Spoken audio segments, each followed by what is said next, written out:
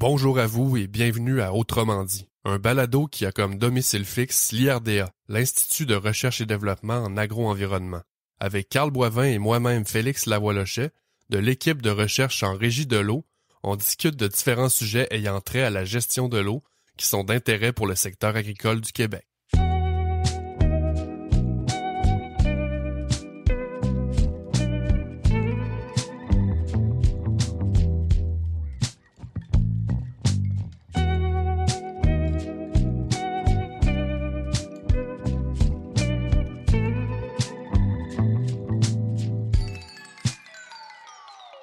Bonjour tout le monde, bienvenue à Autrement dit. Pour l'épisode d'aujourd'hui, toujours dans le cadre de la première semaine des bonnes pratiques de gestion de l'eau, on pensait inviter deux conseillers du MAPAC qui, chacun à leur manière, travaillent à améliorer la gestion de l'eau sur les entreprises. Ces deux ingénieurs sont Guillaume Sauvageau et Julien Cormier.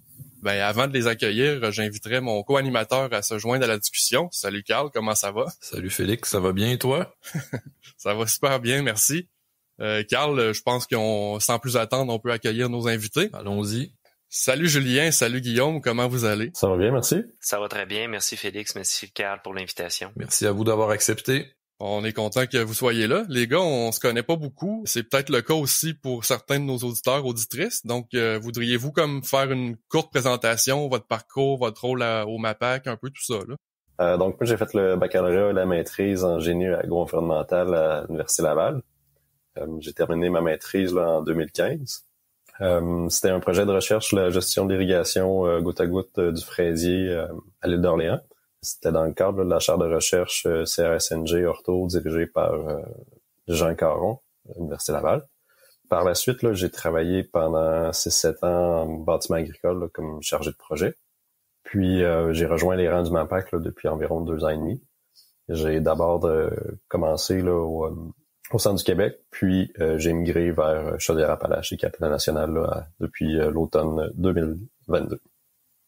OK, fait que centre du Québec, t'étais-tu dans les canneberges? Non, j'ai pas touché aux canneberges, j'ai pas eu le temps, puis je travaillais un peu avec Guillaume, okay. Là, on était dans la même région, fait que je laissais ce volet-là.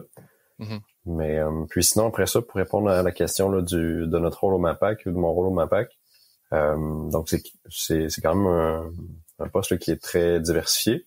Fait que dans un premier temps, là, j'ai un rôle d'accompagnement pour les entreprises en démarrage. Donc, on va souvent faire de l'accompagnement ou des petites études un peu avant projet, regarder un peu des analyses sommaires du site, des volets réglementaires, des petits montages un peu budget des fois.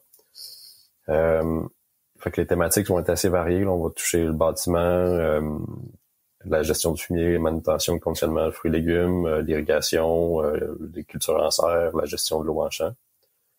Après ça, dans un deuxième temps, on va aussi accompagner ou appuyer les conseillers là, terrain. Donc, quand ils ont des questions, des interrogations, des projets spéciaux, ils vont faire appel à nous des fois. Puis, dans un troisième temps, là, ça va être les nombreux mandats là, à l'interne là, qui peuvent être, par exemple, être répondants pour certains programmes d'aide financière. Par exemple, en ce moment, là, je suis répondant régional de certaines mesures dans le volet gestion de matières résiduelles pour le programme Prime Vert. Ensuite, on va participer à des comités techniques, participer également à l'évaluation de dossiers pour les aides financières. C'est un peu un aperçu rapide là, de ce que je fais au MAPAC. J'ai un parcours qui est assez similaire à Julien. J'ai fait un baccalauréat en génie agro-environnemental. J'ai obtenu mon diplôme en 2013. Ensuite, j'ai travaillé 1 an comme ingénieur concepteur. Ensuite, je suis retourné faire une maîtrise en irrigation de précision en production de fraises. C'était pour la même chaire de recherche que Julien, donc sous la direction de Jean Caron. Ma maîtrise, les projets de recherche étaient conduits en Californie, donc les projets étaient faits dans un contexte californien. Ensuite, après ma maîtrise, j'ai occupé un poste de chargé de projet dans le secteur de la canneberge pendant 5 ans. Et puis ensuite, j'ai joint le MAPAC comme conseiller en génie agro-environnemental en août 2021. Pour mon rôle au MAPAC, c'est sûr, ça ressemble beaucoup à Julien. Moi, je me concentre un peu plus sur la gestion de l'eau, l'aménagement des étangs, l'approvisionnement en eau des fermes. Je fais peut-être un peu plus d'irrigation. Sinon, un peu de la même façon, on a un rôle d'appui à la relève, les projets de démarrage en agriculture. On a un rôle d'accompagnement aussi des conseillers, les conseillers de club conseil. En fait, n'importe quel conseiller finalement. Ensuite, il y a différents mandats qui sont donnés à l'interne, comme la gestion de programme. Moi, dans mon cas, je touche principalement au programme Prime Vert, tout ce qui a trait à la gestion de l'eau, aux gestion des résidus en agriculture. Donc, pour le programme Prime Vert, là, c'est tout ce qui touche là, finalement le sous-volet 1.2 pour ceux qui connaissent le programme. Sinon, de la même façon, participation à des différents comités techniques. Il y a aussi du transfert de connaissances qui peut être fait. Là, on est souvent invité là, à participer à des événements pour donner des conférences, des webinaires, des journées de chant. Donc, on a un rôle là, de transfert de connaissances là, à ce niveau-là. Ça fait plusieurs années là, que notre équipe collabore là, avec des conseillers du MAPAC là, dans différents projets de recherche qu'on a de transfert de diffusion. Vous en avez parlé un peu tantôt de votre rôle là, au MAPAC, mais si on se concentre là, mettons sur vraiment la gestion de l'eau. Donc, à part de collaborer avec l'IRDA, ça fait quoi un conseiller MAPAC en termes de gestion de l'eau au quotidien? Dans mon cas, il y a une partie seulement là, de mes dossiers d'accompagnement qui vont toucher à la gestion de l'eau. Donc, un exemple fréquent là, de ce que je peux être appelé à faire, ça va être lors d'une sortie terrain, là, d'aller faire un diagnostic sur la gestion de l'eau en champ pour les entreprises. Donc, lors de la sortie terrain, là, on va évaluer un peu le réseau hydrique de surface, on va évaluer, on va faire un profil de sol, on va évaluer les besoins en drainage terrain. Donc, un peu pour aligner les correctifs là, qui devraient être envisagés sur les parcelles là, pour les entreprises de la relève ou en démarrage. Parce que souvent, elles sont dans des terres un peu, des fois en friche, donc il y a certains correctifs qui sont requis là, avant de mettre ça en culture. Dans d'autres cas aussi, là, dans d'autres dossiers de relève, je vais procéder à l'évaluation des besoins en eau, soit journalier, saisonnier, puis regarder avec les entreprises les différentes options pour l'approvisionnement, soit les cours d'eau, les puits, les étangs, puis regarder un peu c'est quoi les contraintes, la réglementation là, derrière chacune de ces sources-là. Aussi, là, dans notre rôle d'accompagnement, on est souvent appelé un peu à sensibiliser ou à vulgariser la réglementation applicable là, pour les projets chez les entreprises. Donc, on va souvent poser des questions au ministère de l'Environnement, des Changements climatiques et de la Faune et des Parcs via le formulaire de questions en ligne là, pour des situations particulières chez les entreprises. Puis, sinon aussi, là, je vais, en tant que répondant du programme Prime Vert là, pour les certaines mesures, là, entre autres les mesures qui touchent les eaux de lavage de fruits et légumes, les eaux usées d'agrotransformation. Donc, quand les entreprises me contactent pour ces projets-là, souvent sont au début de leur démarche, fait qu'on va faire un premier défrichage, là, une première identification de c'est quoi leurs besoins, les solutions possibles pour la gestion de leurs eaux usées, justement, là, sur l'entreprise. C'est un peu ça que je fais. Puis tout ça, Julien, est-ce que ça représente le quart, la moitié, le trois quarts de ce que tu peux faire là? Je comprends que ça peut varier là, selon les saisons, là, mais règle générale, la gestion de l'eau, quelle importance elle occupe? L'accompagnement des entreprises en relève, c'est peut-être un tiers de ma tâche. C'est sûr que là, il y en a juste une certaine portion qui va être dans la gestion de l'eau. Fait que je dirais peut-être un 10 à 15% là, de ma tâche. Là. Merci Julien. On serait rendu à toi Guillaume. C'est pas un concours, mais mettons, ça ressemblerait à quoi là si on fait pas ton quotidien là, mais si on regarde la portion gestion de l'eau dans tes tâches. Évidemment, il y a beaucoup de similitudes. C'est sûr quand on fait de l'appui à la relève, on va étudier les projets, on va regarder par exemple si on accompagne un démarrage en maraîcher, on va regarder les superficies qui sont projetés, on va regarder, on va calculer les besoins en eau, on va regarder l'approvisionnement qui est disponible, l'approvisionnement en eau. Ensuite, on va regarder c'est quoi les sources d'approvisionnement possibles. Est-ce qu'on va y aller avec un étang? Est-ce qu'on va s'approvisionner avec un puits? Parfois même l'aqueduc. Donc, différentes sources d'approvisionnement. On va tout regarder ça avec le producteur, là, qu'il soit en démarrage ou non. C'est le genre d'accompagnement qu'on peut faire. Ensuite, Julien l'a mentionné, il y a de la recherche d'informations parfois dans la réglementation, parfois aussi plus technique, par exemple des enjeux de qualité de l'eau. Parfois, nous, on a plus le temps, on a plus les connaissances pour creuser ce genre de questions-là.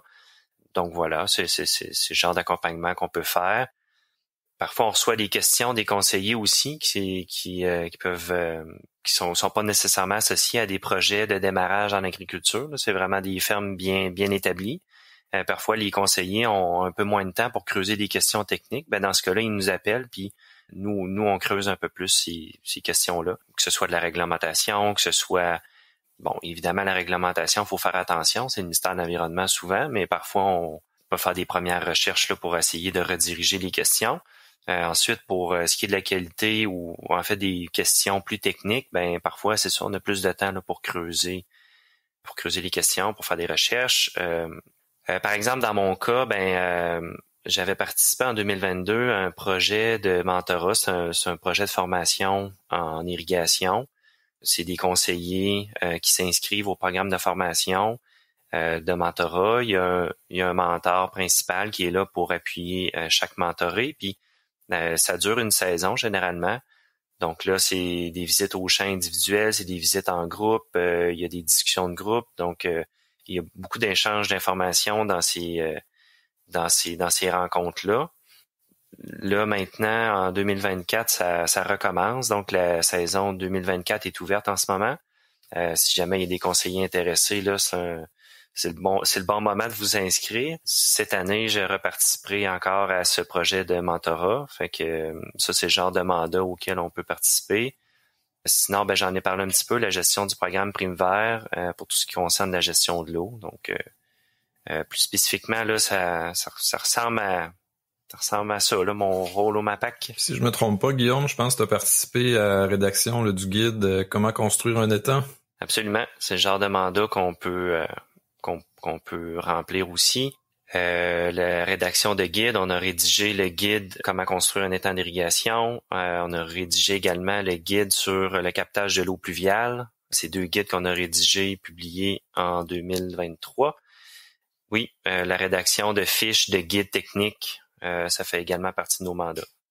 Super les gars, nous voilà informés par rapport à votre rôle. Maintenant, peut-être en finissant, messieurs, on parle évidemment beaucoup là, des changements climatiques, puis même de plus en plus de l'approvisionnement en eau, de la difficulté de s'approvisionner en eau. Fait que ma question, c'est qu'est-ce que vous entrevoyez pour le futur? Là? C'est quoi un peu les problématiques avec lesquelles vous allez devoir composer dans le futur dans le cadre de votre rôle là, de conseiller? En général, au niveau MAPAC, là, c'est sûr qu'on a un enjeu un peu de garder un niveau d'expertise minimale là, en génie agricole dans tous les différents domaines là, avec l'effectif limité.